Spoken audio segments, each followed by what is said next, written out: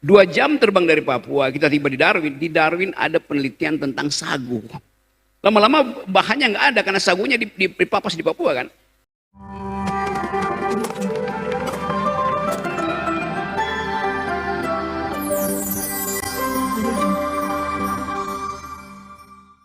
Kalau dari sudut pandang akademisi nih, Bung Rocky, gimana menanggapi tentang Lokavore ini, pengembangan pangan desa?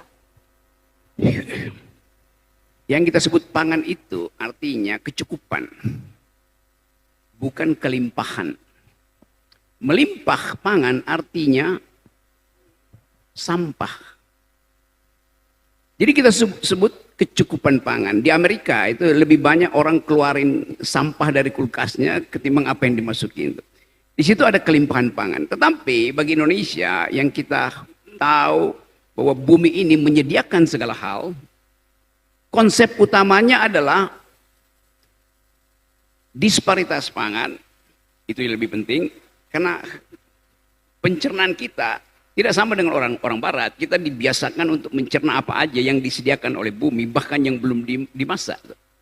Jadi sekali lagi, buat saya ada hal yang harus dipertahankan, yaitu kultur makan, bukan kultur untuk membeli itu. Jadi kultur makan itu dihasilkan dari halaman. Nah karena itu penguatan awal mestinya mulai dari halaman. Dari halaman pindah ke dapur, dari dapur pindah ke piring. Kan itu dasarnya itu. Kalau kita balik pada apa yang disebut local genius atau ya kearifan lokal. Tapi yang lebih penting adalah genius kita untuk memilih tanaman. Di dunia begitu banyak riset yang memungkinkan kita tinggal beli 2 kapsul lalu kebutuhan energi kita terpenuhi. Kita tinggal 2 butir suplemen lalu terpenuhi. Tetapi kita tidak bertemu dengan alam. Makan artinya bertemu dengan alam. Misalnya di sini ada banyak hasil bumi itu. Kenapa nggak ada petek di situ misalnya? Ya karena petek bau itu. Buat orang kota petek itu bau. Tetapi buat orang desa petek itu lebih wangi dari Chanel No. 9. Pasti. Bau bekicot di sawah itu dianggap menyengat. Buat saya, parfum seorang selebritis yang tidak paham tentang cara pakai parfum lebih menyengat dari bau bekicot. Kan kita tahu bagaimana orang pamer tentang kemewahan tapi dia bahkan pakai parfum pun dia nggak tahu. Parfum itu harus dipakai dari jarak 30 cm supaya parfum itu ada alkohol. Kalau Anda pakai parfum 5 cm dari kulit, yang tiba lebih dahulu di kulit adalah alkohol. Kulitnya terbakar, baru parfumnya masuk. Baunya sengit-singit. Jadi kadang-kala pelajaran itu juga yang mesti kita tanamkan pada anak-anak muda di desa. Karena anak muda desa itu berebut parfum tuh. Skincare hidup di mana-mana tuh. Padahal sebetulnya skincare yang paling bagus adalah lumpur. Yang disediakan oleh alam. Jadi itu yang kita sebut bantuan teknologi untuk meriset. Yang saya khawatirkan adalah desa-desa yang secara digital literarinya itu bagus, tetapi sekarang ada upaya pemerintah untuk menghalangi atau menghambat penggunaan medsos yang bakal tiba di Sumedang, tiba di semua desa terhadap anak-anak di bawah 15 tahun. Di Australia udah ada semacam aturan bahwa anak di bawah 12 tahun, di bawah 15 tahun, bahkan di bawah 12 tahun tidak boleh main medsos. Sekarang kita lihat di desa-desa, anak itu mengakses informasi lewat medsos. Akibatnya otaknya terhubung dengan kota, padahal kakinya ada di sawah. Nah paradoks-paradoks ini saya kira yang mesti dibuat bagus, supaya kita tahu bahwa desa itu ada tempat kita kembali. Itu intinya. Jadi sekali lagi saya senang bahwa di Sumedang ini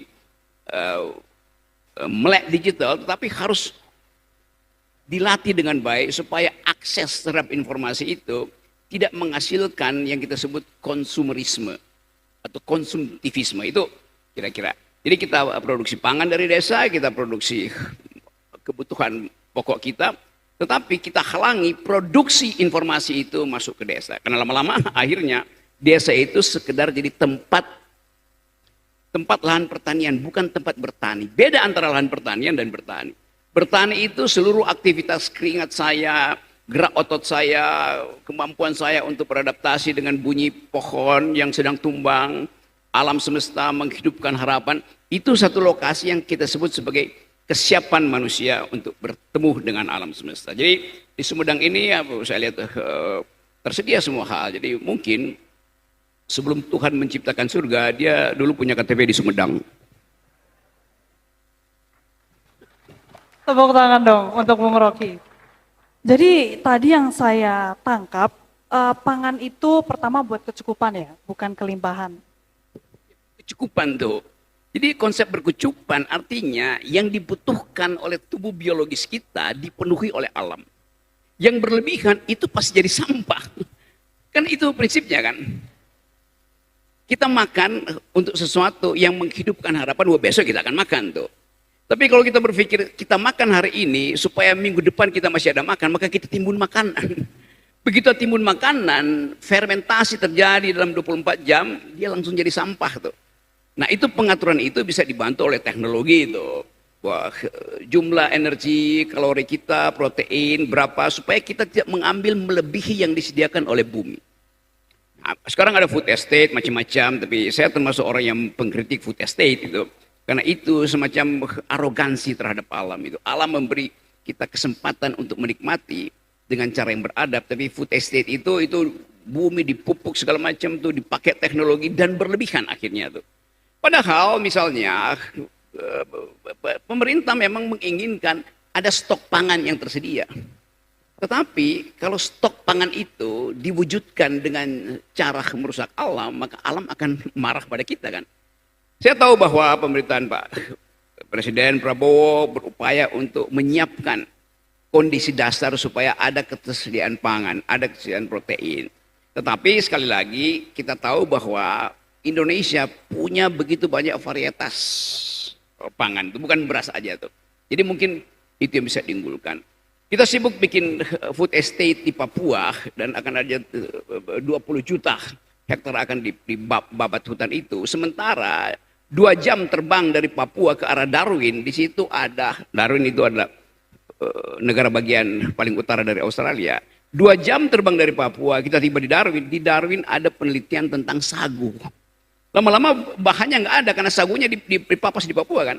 Jadi yang saya sebut sebagai keanekaragaman pangan itu lebih penting daripada satu monokultur pangan. Jadi kita juga mulai menganggap bahwa ya makan nasi itu kan ya kebutuhan orang kota tuh. Ya sedikit-sedikit kita boleh makan nasi. Tapi dari tadi saya makan hal-hal yang sebetulnya ditumbuhkan dari halaman rumah mak-mak.